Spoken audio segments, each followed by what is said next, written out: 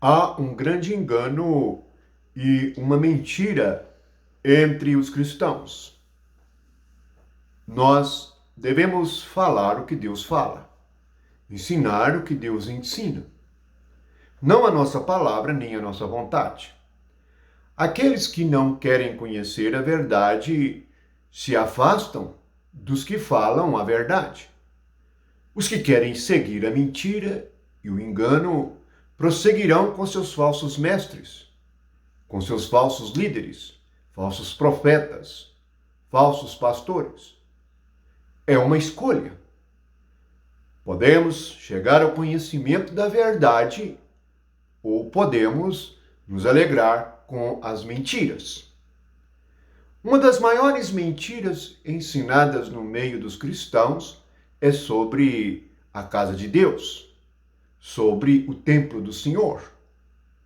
Por quantas vezes nós chegamos numa reunião de crentes e encontramos alguém dizendo que vamos à casa de Deus? Este é o templo do Senhor. Esta é a casa do Senhor.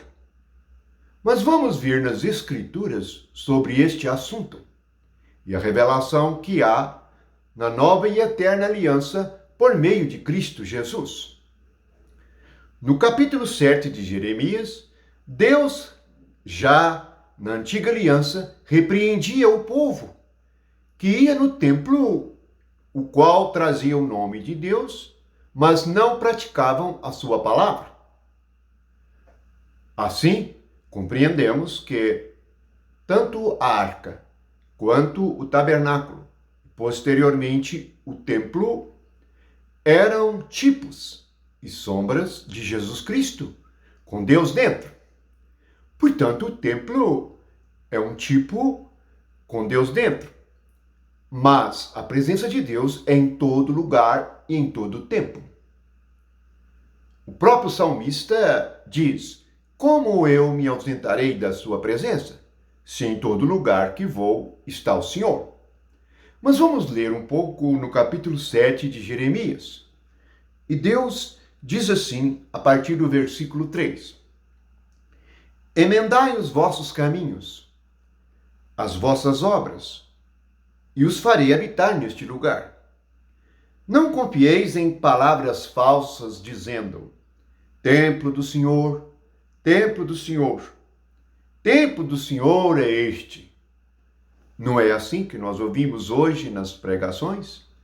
E dizem que o lugar que eles erigiram com mãos humanas é a casa de Deus, é o templo do Senhor. Ele prossegue: mas se deveras emendardes os vossos caminhos e as vossas obras, se deveras praticardes a justiça, cada um com o seu próximo, e não oprimirdes o estrangeiro e o órfão e a viúva, nem derramardes sangue inocente neste lugar, nem andardes após outros deuses para vosso próprio mal, eu vos farei habitar neste lugar, na terra que dei a vossos pais, desde os tempos antigos e para sempre.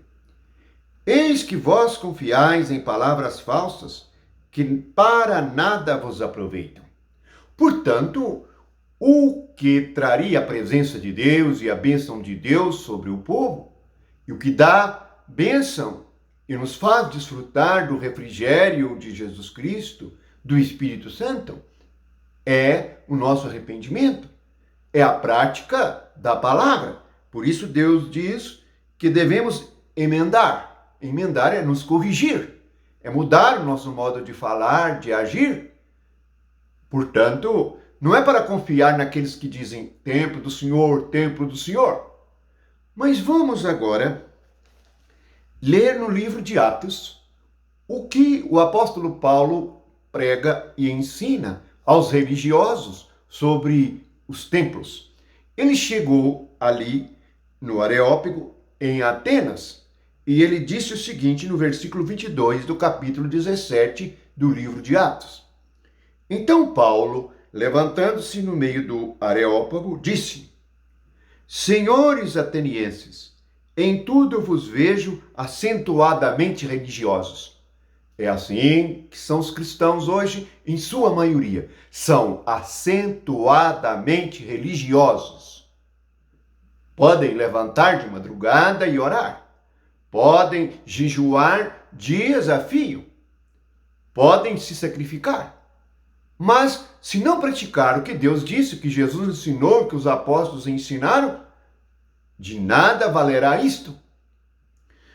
Ele prossegue no versículo 23. Por que ele achava que eles eram religiosos? Ele explica. Passando e observando os objetos do vosso culto, encontrei também o altar no qual está escrito, ao Deus desconhecido. Pois esse que adorais sem conhecer é precisamente aquele que eu vos anuncio. O Deus que fez o mundo e tudo que nele existe, sendo ele Senhor do céu e da terra. Não habita em santuário feito por mãos humanas. Não é servido por mãos humanas, como se de alguma coisa precisasse. Pois ele mesmo é quem dá a todos a vida, respiração e tudo mais. De um só fez toda a raça humana para habitar sobre toda a face da terra, havendo fixado os tempos previamente estabelecidos e os limites da sua habitação, para buscarem a Deus, se porventura, tateando, o possam achar, bem que não está longe de cada um de nós. Portanto, ele vendo o povo religioso, ele esclareceu que esse Deus desconhecido, o Deus verdadeiro, era o que ele pregava. É o Deus que criou os céus e a terra e que não precisa de nada, porque ele criou todas as coisas. Há pregadores ensinando que Deus exige certas coisas e que precisa de certas coisas. Ele diz que ele não é servido por mãos humanas. Paulo, no livro de Romanos, ele diz que servia a Deus em espírito. Não é com mão humana, é em espírito. Prossegue e diz: Deus não habita em santuário feito por mãos humanas.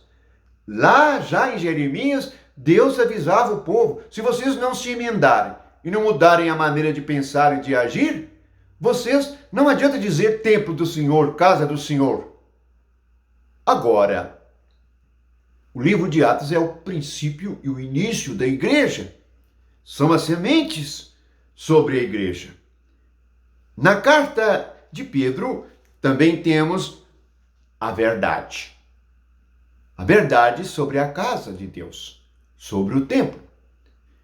Diz assim, capítulo 2, versículo 4. Agora, nós vamos ver a verdade que deve ser ensinada e compreendida por todos nós. Chegando-vos para ele, Jesus, a pedra que vive, rejeitada assim pelos homens, mas para com Deus eleita e preciosa. Também vós mesmos, como pedras que vivem, sois edificados casa espiritual, para ser de sacerdócio santo, a fim de oferecerdes sacrifícios espirituais agradáveis a Deus por intermédio de Jesus Cristo.